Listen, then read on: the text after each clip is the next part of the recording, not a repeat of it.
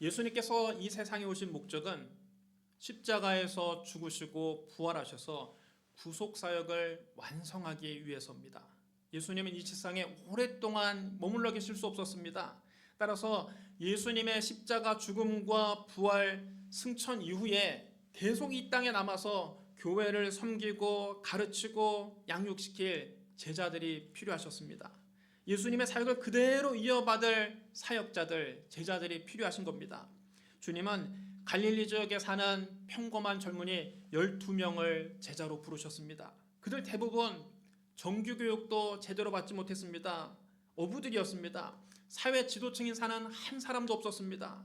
성품도 그렇게 믿을 만한 사람들이 못 됩니다.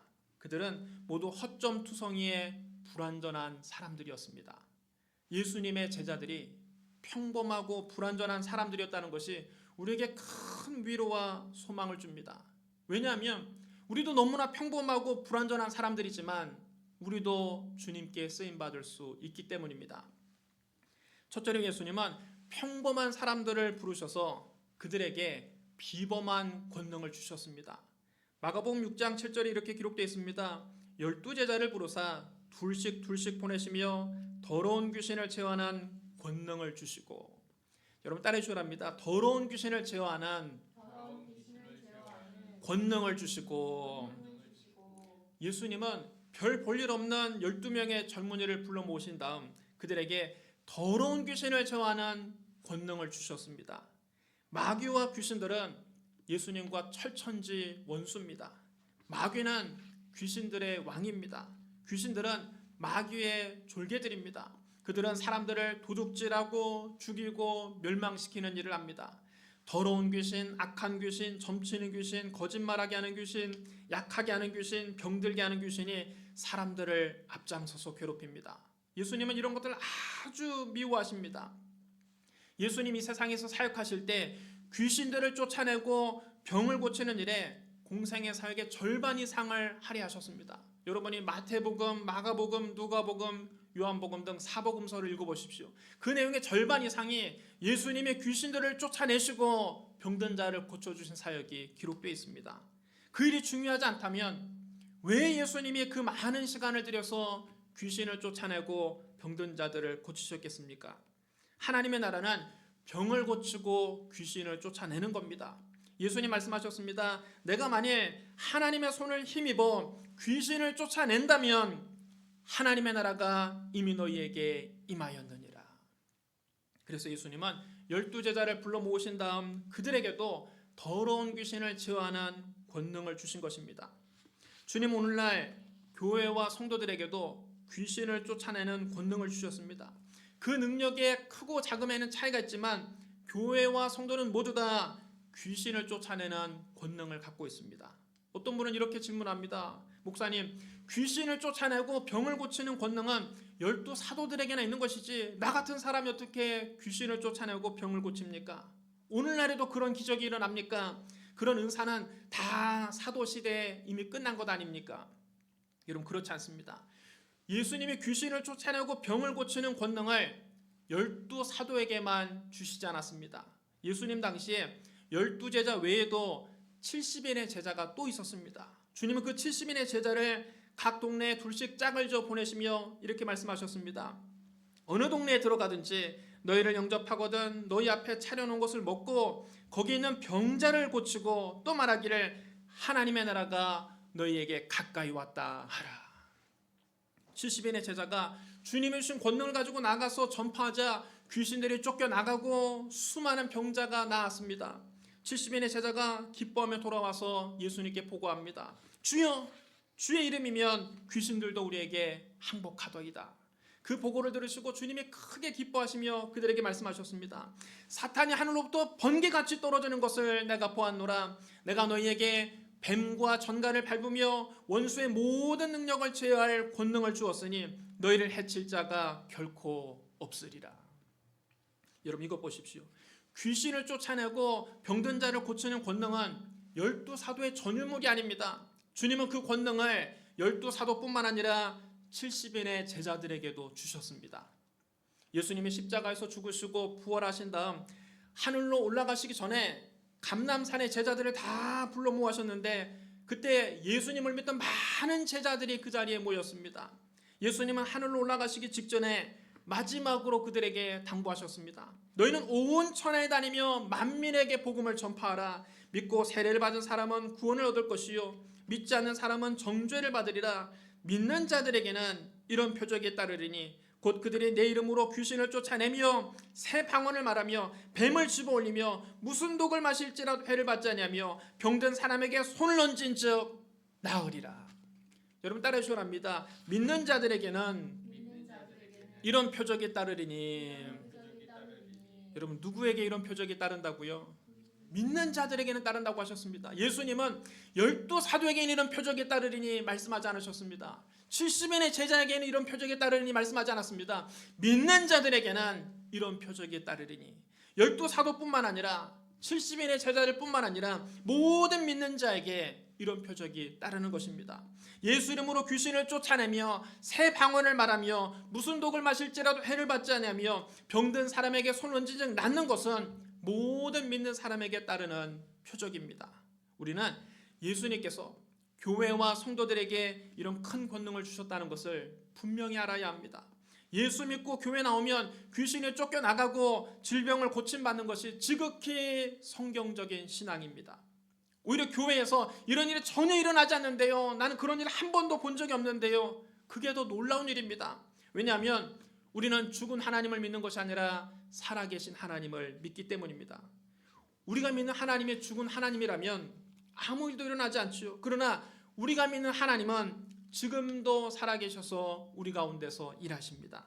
예수 그리스도는 어제나 오늘이나 영원토록 동일하십니다. 예수님은 오늘날도 저와 여러분을 통해서 2000년 전에 하셨던 사역을 동일하게 행하십니다. 그러므로 우리는 주님의 주신 권능을 적극적으로 사용해야 합니다.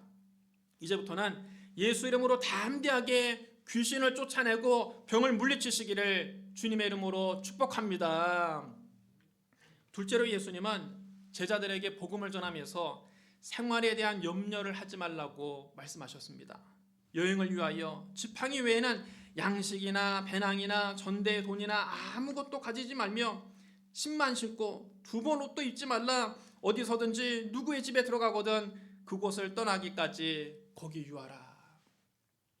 복음을 전하는 주의 종으로 부름받은 사람은 무엇을 먹고 살까 이런 생활의 염려를 하지 말라는 말씀입니다.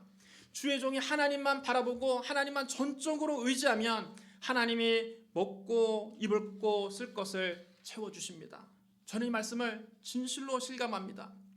제가 처음 교회 개척의 소명을 받았을 때 저도 먹고 살 것을 염려했습니다. 제가 신학대학원에 입학할 때만 해도 저에게는 교회 개척에 대한 소명은 없었습니다. 주의 종에 대한 소명은 분명했지만 제가 교회를 개척할 것이라고는 한 번도 생각을 해본 적이 없습니다. 저는 7살 때 여의도 순복음교회에서 신앙생활을 시작해서 그 교회에서만 21년 동안 신앙생활을 해왔습니다. 여의도 순복음교회 출신 신학생들은 대부분 여의도 순복음교회에 들어가서 사역하기를 원합니다. 왜냐하면 교회에서도 많은 사역자가 필요하고 또 큰 교회에서 사역을 하면 적어도 생활에 대한 걱정은 하지 않기 때문입니다. 저도 처음 신학대학원에 들어갔을 때만 해도 졸업하면 당연히 여의도 순복음교회에서 사역할 것이라고 생각했습니다. 다른 길은 전혀 생각해 본 적이 없습니다. 그런데 신학대학원 2학차 때 갑자기 하나님이 저에게 교회 개척에 대한 소명을 주셨습니다. 그것도 신학교를 졸업하고 바로 교회를 개척하라는 겁니다. 기도하면 할수록 교회를 개척하라는 마음의 부담을 주셨습니다. 학교 수업을 듣는데도 교회 개척에 대한 부담을 주셨습니다. 채플 시간에 예배를 드리는데도 하나님이 교회 개척에 대한 부담을 주셨습니다. 가는 곳마다 희한하게 교회 개척에 관한 것만 들려주십니다. 저로서는 한 번도 생각해 본 적이 없는 길이라 당황스러웠습니다. 전혀 마음의 준비가 되어 있지 않았습니다. 할 수만 있으면 이 길을 피하고 싶었습니다. 그래서 하나님께 기도했습니다. 하나님, 교회 개척이라니요. 제 개척은 어느 정도 나이도 있고 목회 경험도 있는 목사님들이 하시는 거지 저같이 나이 어린 신학생이 어떻게 교회를 개척한단 말입니까? 제가 뭘로 교회를 개척할 수 있습니까? 준비된 돈이 있습니까? 함께할 개척 멤버가 있습니까? 이렇게 기도했지만 하나님 그래도 교회를 개척하라는 마음의 부담을 계속 주셨습니다. 신학교 다니는 내내 교회 개척에 대한 꿈과 소명을 주셨습니다. 시간이 지날수록 점점 그 꿈은 분명해졌고 자나깨나 앉으나 서나 교회 개척만 생각하게 됐습니다. 저 스스로도 내가 왜 교회 개척을 생각하나 이상할 정도입니다. 한편으로는 교회 개척에 대한 소원은 점점 커져가는데 다른 한편으로는 준비된 것은 아무것도 없어서 막막하기만 했습니다. 그래서 이 문제를 놓고 하나님께 마지막으로 기도했습니다. 마지막으로 하나님과 단판을 지어야 되겠다 생각으로 기도를 할 때, 하나님, 교회를 개척하면 굶기를 밥 먹듯 한다는데 저는 다른 건 몰라도 밥 굶는 건 정말 자신이 없습니다. 하나님도 아시잖아요. 저는 한 끼만 굶어도 다리가 후들후들 떨리고 손이 떨리고 등에서 식은땀이 나고 현기증이 납니다. 저는 밥 굶으며 목회하는 것은 정말 자신 없습니다. 하나님, 저 좀 빼주세요. 나는 절대로 교회를 개척할 수 없으니까 그 고생길에서 나를 빼달라고 하나님께 때를 쓰는 기도를 드렸습니다. 그런데 놀랍게도 여러분, 이 한심한 기도에 하나님이 응답하셨습니다. 요나처럼 내가 하나님의 명령을 피해서 반대편으로 도망가려고 하는 저에게 하나님이 말씀하셨습니다. 제 마음 한가운데 주님이 오셔서 세미한 음성으로 말씀하셨습니다. 내가 언제 너 밥 굶긴 적 있더냐? 여러분, 이거 짧은 한마디인데 그 음성이 너무나 분명했고 그 음성을 듣는 순간 제 몸이 얼음처럼 굳는 것 같았습니다. 그 음성 앞에서 전율할 수밖에 없었습니다. 하나님께서 지금까지 평생 굶기지 않은 것처럼 앞으로도 굶기지 않으시겠다는 뜻입니다. 저는 그 한마디 앞에서 더 이상 어떤 변명도 할 수가 없었습니다. 가만히 생각을 해보니까 내 평생 하나님께서 나를 굶기신 적이 단 한 번도 없습니다. 제가 어렸을 때 우리 가정이 경제적으로 굉장히 어려웠던 시절이 있습니다. 그러나 그때에도 하나님이 어떤 방법으로든 우리 가족을 먹이셨지 결코 굶게 내버려둔 적은 없습니다. 저는 그 음성을 듣고 눈물을 흘리면서 회개했습니다. 그리고 다시는 개척 못하겠습니다. 변명하지 않기로 다짐했습니다. 지금까지 굶기지 않고 나를 돌봐주신 하나님께서 앞으로도 함께 하신다는 강한 확신이 들었습니다. 그때부터는 교회를 개척할 수 있도록 하나님께서 함께 해달라고 적극적인 기도를 드렸습니다. 결국 하나님이 명령하신 대로 신대원을 졸업하기 직전 2001년 12월 1일에 우리 교회를 개척하게 됐습니다. 준비된 것은 여전히 아무것도 없었는데 하나님이 전혀 알지 못하는 사람들을 통해서 당신의 교회를 세우셨습니다. 교회를 세우기 위해서 제가 한 일이 아무것도 없습니다. 그런데 하나님께서 내가 알지 못하는 크고 은밀한 방법으로 우리 교회를 세우신 것입니다. 저는 지금 생각해봐도 우리 교회가 어떻게 설립되었는가 정말 신기하기만 합니다. 저는 교회가 세워지는 것을 보고 깨달았습니다. 야, 정말 목회는 선배 목사님들이 말씀하시는 것처럼 목회는 사람이 하는 것이 아니라 하나님이 하시는 거구나. 목회는 하나님이 하시고 교회는 하나님이 이끌어 가시는 것이구나. 그것을 깨달았습니다. 그런데 그렇게 교회를 개척하고 창립 예배를 드렸다고 해서 모든 것이 다 끝나는 것이 아닙니다. 당장 첫 달 임대료부터 또 걱정이 되었습니다. 성도가 있는 것도 아니고 재정이 남아 있는 것도 아닙니다. 통장에 재정이 있는 것도 아닙니다. 그런데 하나님께서 몇몇 성도들을 보내주셨고 또 여러 돕는 손길들을 통해서 첫 달 임대료를 제 날짜에 내게 하셨습니다. 둘째 달도, 셋째 달도, 넷째 달도 23년이 지난 지금까지 하나님이 그렇게 역사하셨습니다. 사실 지금도 우리 교회가 재정적으로 빚지지 않고 운영되고 있다는 것 여러분 놀라운 기적입니다. 인간적인 계산으로 아무리 계산기를 두드려 봐도 답이 안 나옵니다. 근데 희한하게 아직까지 단 한 번도 우리 교회 통장은 재정적으로 마이너스가 된 적이 없습니다. 한 번도 교회를 위해서 빚을 낸 적이 없습니다.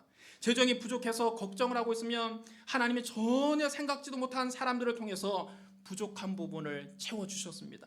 그럼 여러분, 주님의 사역을 하면서 어떻게 살 것인가, 무엇을 입을 것인가, 어떻게 입을 것인가, 어떻게 살 것인가 걱정하지 않아도 됩니다. 하나님께서 우리 쓸 것을 채우십니다. 지금까지 우리 교회를 23년 동안 돌봐주신 하나님께서 앞으로도 변함없이 돌봐주실 것을 저는 확신합니다. 셋째로 예수님은 제자들에게 당당하게 복음을 전하라고 말씀하셨습니다. 어느 곳에든지 너희를 영접하지 아니하고 너희 말을 듣지도 아니하거든 거기서 나아갈 때에 발 아래 먼지를 떠나버려 그들에게 증거를 삼으라. 이 말씀은 복음을 전할 때 당당하고 떳떳하게 복음을 전하라는 말씀입니다. 우리는 세상 사람들에게 복된 소식을 전하는 사람들이지 어떤 물건 팔러 가는 사람들이 아닙니다. 우리는 세상 사람들을 지옥의 심판에서 구하려고 하는 것이지 세상 사람들에게 도움을 구걸하러 가는 것이 아닙니다. 그러므로 복음을 전하면서 마치 무슨 물건 팔러 온 사람처럼, 돈 꾸러 온 사람처럼 눈치 볼 필요가 없습니다. 오늘 많은 사람이 전도를 마치 판촉 행사하듯 영업하듯 하려고 하니까 자꾸만 세상 사람들 눈치가 보이고 자신이 없어지는 겁니다. 어떤 식당이 개업하면 그 앞에서 전단지 뿌리고 막 홍보를 하지 않습니까? 교회가 꼭 그런 방법으로 전도하려고 하니까 세상 사람들이 교회를 곱지 않은 시선으로 바라보는 겁니다. 교회도 마치 무슨 영업하는 줄 알고 그렇게 보는 것입니다. 복음은 모든 믿는 자에게 구원을 주시는 하나님의 능력입니다. 이 복음의 능력을 믿으십시오. 복음의 가치를 분명히 아십시오. 하나님의 아들이 죄인들을 대신해서 십자가에서 죽으시고 부활하셔서 우리의 구주가 되셨다는 복된 소식이 바로 복음입니다. 이 복음을 믿으면 누구든지 구원받습니다. 지옥 갈 영혼이 천국 가게 됩니다. 그러니 이 세상에 복음보다 더 귀한 선물은 없습니다. 여러분, 우리가 가족을 정말 사랑한다면 이 귀한 복음을 우리 가족들에게도 전해야 하지 않겠습니까? 우리가 정말 이웃을 사랑한다면 이 귀한 선물을 나눠야 하지 않겠습니까? 이 귀한 선물을 사람들에게 값없이 나눠주는데 왜 부끄럽습니까? 전도가 단순히 우리 교회의 교인 숫자를 늘리기 위한 것이라면 부끄러울 수도 있을 것입니다. 그러나 전도는 교인 숫자 늘리기 그 이상입니다. 전도는 지옥 갈 영혼을 천국으로 인도하는 일입니다. 전도는 죽어가는 생명을 살리는 일입니다. 생명을 살리는 일, 영혼을 살리는 일이 얼마나 귀한 일입니까? 전도는 사랑입니다. 사랑 없으면 전도를 못합니다. 그러면 여러분, 부끄러워하지 말고 당당하게 전도하십시오. 나를 위해서 예수 좀 믿어달라고 구걸하지 마십시오. 사람은 누구나 자기 영혼을 위해서 예수를 믿는 것이지 누구를 위해서 예수를 믿어주는 것이 아닙니다. 우리는 사랑으로 전도를 해야 하지만 사람들이 끝까지 복음을 거부하고 받아들이지 않으면 어떡합니까? 오히려 복음 전하는 나를 핍박하면 어떡합니까? 여러분, 걱정하지 마십시오. 예수님 말씀하셨습니다. 어느 곳에든지 너희를 영접하지 아니하고 너희 말을 듣지도 아니하거든 거기서 나아갈 때에 발 아래 먼지를 떨어버려 그들에게 증거를 삼으라. 평양감사도 저지르면 그만입니다. 아무리 좋은 것을 전해줘도 본인이 끝까지 거부하면, 오히려 복음 전하는 사람을 박해하면 안타깝지만 어쩔 도리가 없는 겁니다. 복음을 전하는 것은 우리의 책임이지만 복음을 받아들이는 것은 그들의 몫입니다. 그들이 끝까지 예수님을 거부하고 복음을 거절하고 예수 믿는 사람들을 핍박하고 복음 전하는 사람들을 박해한다면 그들을 기다리고 있는 것은 소돔과 고모라에 내린 심판의 불보다 더 뜨거운 지옥의 불구덩이만 기다릴 뿐입니다. 따라서 우리는 그들을 불쌍히 여기면서 복음을 전해야 됩니다. 복음 전하는 우리가 불쌍한 것이 아닙니다. 복음을 받아들이지 않은 그들이 너무나 불쌍한 것입니다. 사랑하는 가족이, 사랑하는 이웃이 예수님을 몰라서 그 비참한 곳에 가게 된다면 여러분, 얼마나 불쌍합니까? 얼마나 안타까운 일입니까? 나중에 그것이 얼마나 우리에게 한이 되겠습니까? 이렇게 영혼을 사랑하는 마음으로 전도하는 겁니다. 내 체면을 봐서 우리 교회 한 번만 나와주세요. 우리 목사님 불쌍하게 생각해서 예배당 자리 좀 채워주세요. 여러분, 이런 게 전도가 아닙니다. 전도를 여러분 구걸하지 마십시오. 겸손과 비굴은 다른 겁니다. 여러분, 복음을 비굴하게 팔려고 하지 마십시오. 우리는 세상 사람들에게 좋은 소식을 전하는 사람들이지 세상의 도움을 구걸하는 사람이 아닙니다. 최대한 겸손하고 신사적으로 복음을 전하되 당당하고 떳떳하게 전해야 됩니다. 예수님이 주신 권능을 가지고 제자리에 나가서 복음을 전할 때 놀라운 기적이 그들에게 일어났습니다. 마가복음 6장 12절로 13절에 이렇게 기록되어 있습니다. 제자들이 나가서 회개하라 전파하고 많은 귀신을 쫓아내며 많은 병자에게 기름을 발라 고치더라. 오늘날 우리도 이렇게 전도해야 됩니다. 주님이 주시는 권능으로 귀신을 쫓아내고 병을 고치면서 복음을 전파해야 됩니다. 우리의 말재주로 전도하는 것이 아니라 하나님의 능력으로 복음을 전해야 합니다. 고린도전서 4장 20절에 이렇게 기록되어 있습니다. 하나님의 나라는 말에 있지 않냐고 오직 능력에 있습니다. 현대는 말이 홍수를 이루고 있는 시대입니다. 여기저기 말 잘하는 사람이 훨씬 많습니다. 여러분, 우리보다 말 잘하는 사람이 얼마나 많이 있습니까? 웬만큼 말해서는 먹히지 않습니다. 이제는 복음을 눈으로 보여주며 전해야 합니다. 살아계신 하나님을 보여주며 전도해야 됩니다. 우리의 100마디 말보다 성령의 능력이 한번 나타나는 것이 더 효과적입니다. 길거리에서 물티슈 나눠준다고 사람들이 교회 오는 것 아닙니다. 아파트 현관문에 전단지 붙이고 다닌다고 해서 그 사람들이 예수 믿는 것 아닙니다. 살아계신 하나님을 만나게 해줘야 됩니다. 우리가 만난 하나님을 그들도 만나게 해야 합니다. 우리가 복음을 전할 때 귀신들이 쫓겨나가고 병든 자가 고침을 받아야 합니다. 그러면 그들이 살아계신 하나님을 보고 스스로 교회를 찾아오는 것입니다. 사랑하는 성도 여러분, 12제자를 세상에 보내신 예수님은 오늘 우리를 세상에 보내십니다. 주님 우리를 가정에 보내셨습니다. 학교에 보내셨습니다. 직장에 보내셨습니다. 이 지역에 우리를 보내셨습니다. 예수님 우리에게 더러운 귀신을 제어하는 권능을 주셨습니다. 우리는 주님이 주신 권능을 가지고 나가서 전도해야 됩니다. 예수님의 제자들처럼 주님이 주시는 권능으로 전도하는 저와 여러분 되시기를 주님의 이름으로 축원합니다. 우리 기도하겠습니다. 사랑과 은혜가 풍성하신 하나님 아버지, 하나님은 살아계신 것을 믿습니다. 예수 그리스도는 어제나 오늘이나 영원토록 동일하신 것을 믿습니다. 우리가 가정에서, 학교에서, 직장에서, 지역에서 전도할 때 살아계신 하나님 우리와 함께하여 주옵소서. 우리가 예수 이름으로 복음을 전할 때 귀신들이 쫓겨나가고 병든 자들이 고침을 받게 하여 주옵소서. 주여 우리를 사용하여 주옵소서. 예수님 이름으로 감사하며 기도드리옵나이다. 아멘.